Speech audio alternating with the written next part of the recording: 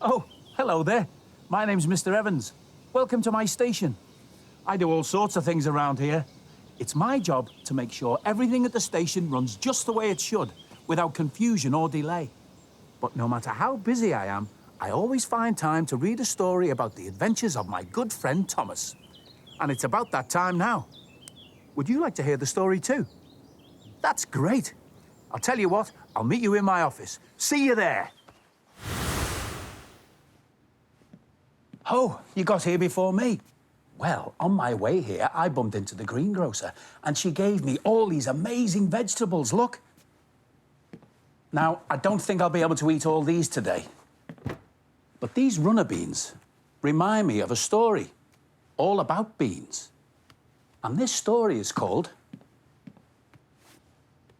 Thomas and the Beanstalk.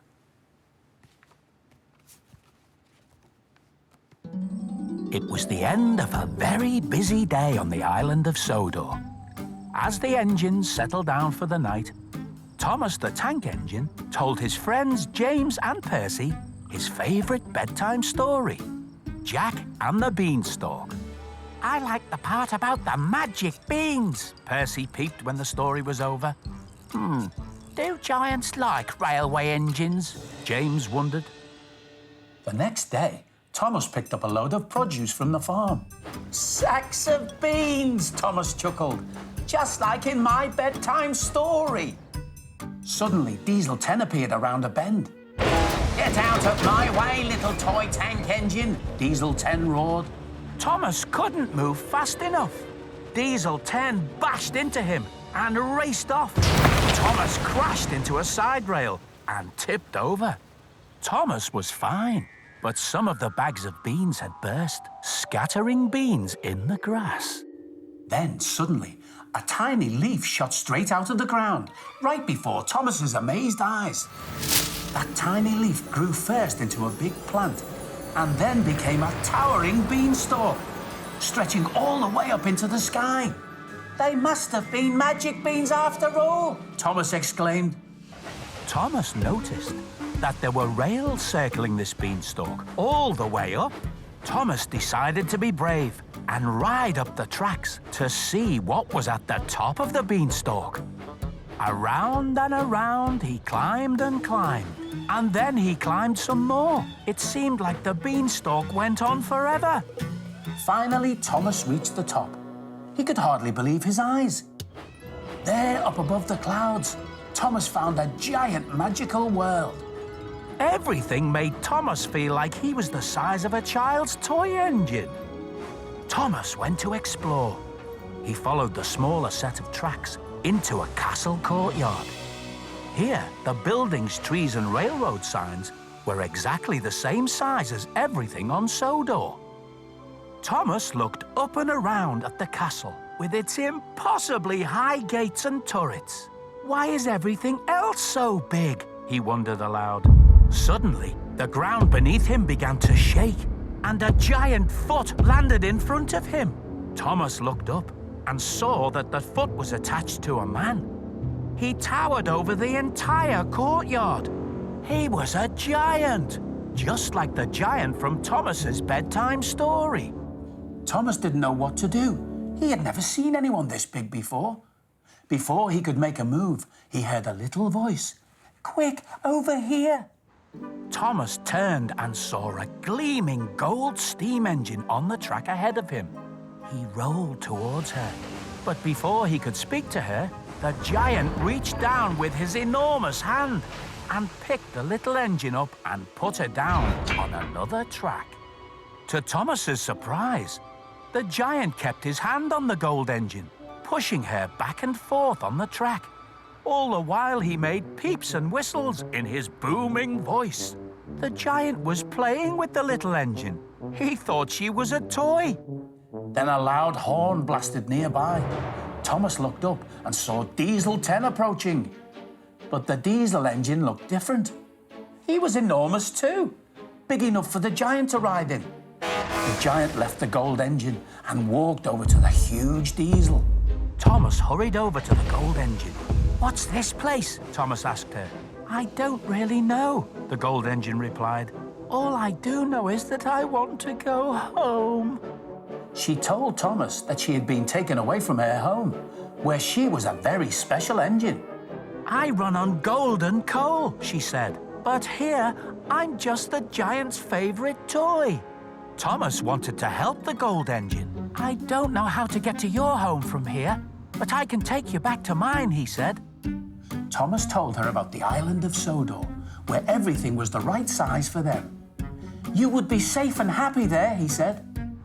I climbed up a giant beanstalk to get here, Thomas said. It's this way. Thomas headed toward the courtyard gate, but after a few feet, he slowed and stopped. He was out of coal. I must have used it all climbing the beanstalk, he cried. Take some of my coal, the gold engine told him. Quickly, I think I have just enough to get us both out of here. With the special gold coal in his hopper, Thomas was full steam again, and he felt magical. He raced toward the gate with the golden engine close behind.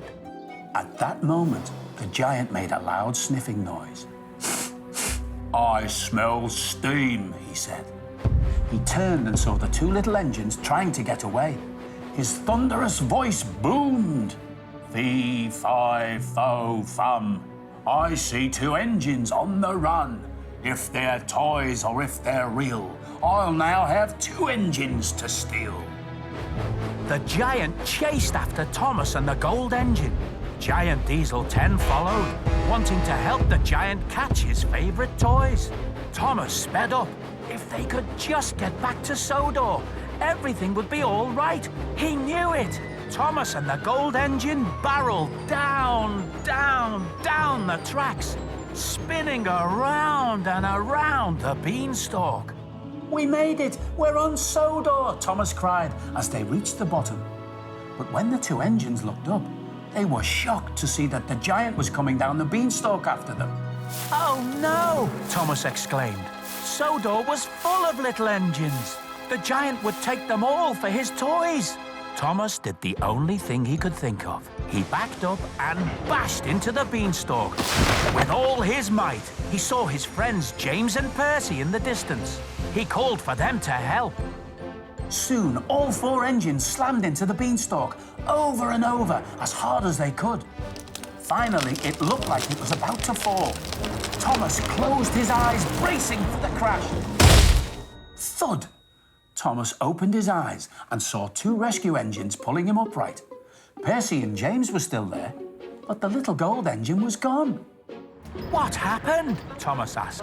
Where's the beanstalk? What beanstalk? Percy asked. We came when we heard about your crash with Diesel 10.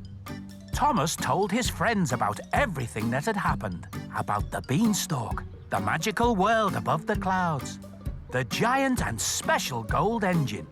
It seemed so real. But it must have been a dream. Thomas, look, Percy said. Thomas's driver was holding up a single piece of gold-coloured coal he'd found in Thomas's hopper. The driver looked puzzled. What's that? James asked. Thomas didn't know what to say, because it had all been a dream, hadn't it? Well, what a great story. Now, what shall I do with all these vegetables? I know it's important to eat vegetables to be healthy and make you run faster. And I've just thought of a fun way to eat them. Are you ready? Let's get started. This is our veggie tray. To make it, you'll need some vegetables, some cream cheese, a kitchen board, a knife, an adult to help you, and some railway track. Let's make the engine first. Ask an adult to help you with the cutting. They should start by cutting a piece of cucumber for the engine's cab. They'll need to cut a slice along the cucumber to make a base, so it doesn't roll away. Then, get them to cut a piece from a smaller cucumber to make your engine's boiler. Don't forget, they'll need to cut a slice from one side, like they did before. Now they need to cut a piece of string bean to make the funnel. Then they should cut a hole in the engine's boiler for the funnel to fit into. I'm using a piece of rosemary to look like smoke from the funnel. Next, they should cut a shape from a piece of pepper to make the roof of the engine's cab. Then, Ask them to cut some slices of carrot to make the wheels. You can use the cream cheese to attach the wheels to your engine. My engine has 6 wheels, just like Thomas. Now, let's make some cars for our engine. Ask the adult to cut a piece from a small pepper. Take out the seeds and then make 4 wheels from a carrot. You can stick them on using the cream cheese. Use the cheese to fill the car. Sprinkle some rosemary on top. Let's make another car. Ask the adult to cut a piece of cucumber and take out the inside. Then, cut some pepper into small strips, a bit like logs, and stack them in the cucumber. You'll need 4 carrot wheels, which you can stick on with the cream cheese. Our veggie train is looking great.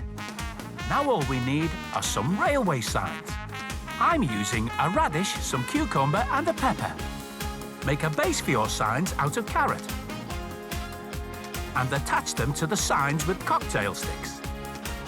And now you're done. Toot toot! Full steam ahead, veggie train. See you next time.